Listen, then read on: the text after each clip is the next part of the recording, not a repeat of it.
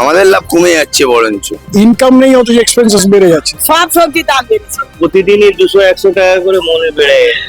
Income যেমন তেমন তো খেতে হবে। এই সরকারের উপর আশা পুরো আছে। উৎসবের আগে বাজারে সমস্ত জিনিসের দাম আকাশ ছোঁয়া। চিনি থেকে শুরু করে পেঁয়াজ এমনকি অন্যান্য সাধারণ সবজিরও দাম গত মাসের থেকে এ মাসে অনেকটাই বেড়েছে।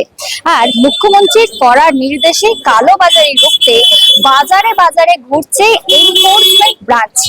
তবে বাজারে আদৌ কি সমস্ত জিনিসের দাম কমেছে? কি বলছেন ব্যবসায়ীরা?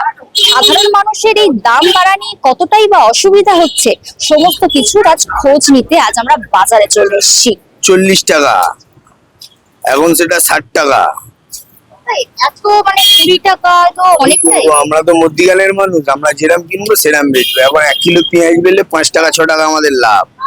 মহাজনটাও কেমন টাকায় মানে আপনাদের 54-55 টাকা দাম নিচ্ছে ওরা। পাইকারি এত হঠাৎ করে এত মূল্য কিভাবে বেড়ে গেল? বর্ষার সময় এমনি পুজোর সময় পেঁয়াজের দাম বাড়ে, এবছর একটু বেশি।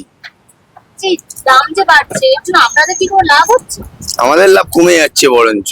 কেন, একটা কাস্টমারের কাছে কত চাওয়া যাবে? পেঁয়াজের দাম কম থাকলে 2-5 টাকা বেশি করে বেচা যায়, কিন্তু এখন তো সেই রাস্তা নেই।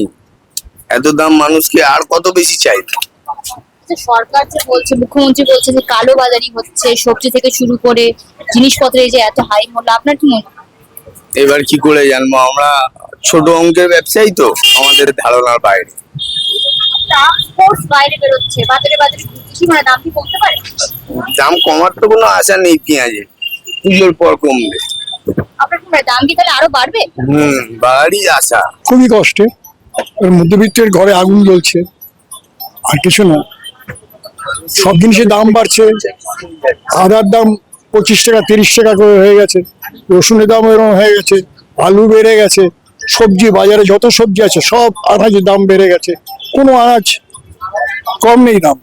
50 টাকা 60 টাকা 70 টাকা 100 টাকার কম কোন তরকারি নেই।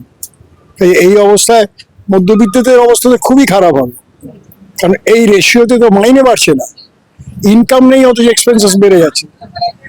আর আমাদের মতো বয়স যাদের, তাদের তো মেডিসিন লাগে আর অনেক কিছু লাগে, ফলে আমাদের অবস্থা খুব টাইট। উই আর অ্যাকচুয়ালি কর্নার্ড, এই পর্যন্ত বলতে পারি। এর বাইরে কিছু বলা যাবে না। সবজি কেন, মানে চিনির দামও অগ্নিমূল্য। অনেক সব, চিনি ডাল তেল এভরিথিং। 70 টাকা হয়েছে।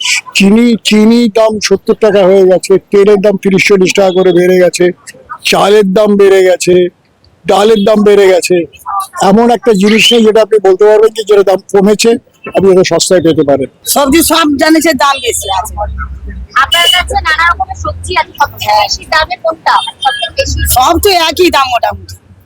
সব ওই কোনোটা 200 টাকা পাল্লা, কোনোটা 250 টাকা পাল্লা। সবই দাম কি বেড়েছে? হ্যাঁ হ্যাঁ, সব সবজির দাম বেড়েছে। পটল পর্যন্ত 200 টাকা 250 টাকা পাল্লা। ওই পটল 200 টাকা 250 টাকা আগের মাসে কেমন ছিল আপনাদের পটলের? তবে একটু দাম কম ছিল, তো 150 টাকা 160 টাকা ছিল, এখনো 200 টাকা 180 টাকা। দেশি পটল 300 টাকা পাল্লা, দেশি পটল। এটা হচ্ছে হরিবত শালির পটল। ব্যবসা ঠিকঠাক হচ্ছে? না না, দাম চলে খরিদার পালাচ্ছে। এই তো তুমি দেখছো তো, হা করে বসে আছে। পেঁয়াজের দাম কত? আমাদের এখানে পেঁয়াজ বিক্রি করছি 60 টাকা। গত মাসে 40 টাকা ছিল, 40 থেকে 50 ছিল। এক দামে প্রায় 20 টাকা বেড়ে গেল। কি মনে হয় কারণ কি বলবেন? কারণ আমাদের এখানে যেরকম মাল কিনি, যেরকম দামে মাল কিনি না, প্রতিদিনই 200-100 টাকা করে মনে বেড়ে যাচ্ছে। আজও বেড়েছে? না, আজ বাড়েনি। আজ এই 3 দিন 4 দিন ধরে মার্কেটটা একই আছে। মানে আর 3 দিন আগে ছিল 2000 টাকা, আর গতকাল 2100-2200 টাকা মন বিক্রি হয়েছে, আজকেও সেই একই টাকা। একটা অভিযোগ হচ্ছে বাজারে কালো বাজারি চলছে, আপনারা পাইকারি করে বিক্রি করছেন, তাহলে বেশি টাকা চাইছে আপনাদের। আপনারা যখন জিজ্ঞাসা করছেন তারা কি বলছে যে কি কারণ বাড়ছে বা কমছে?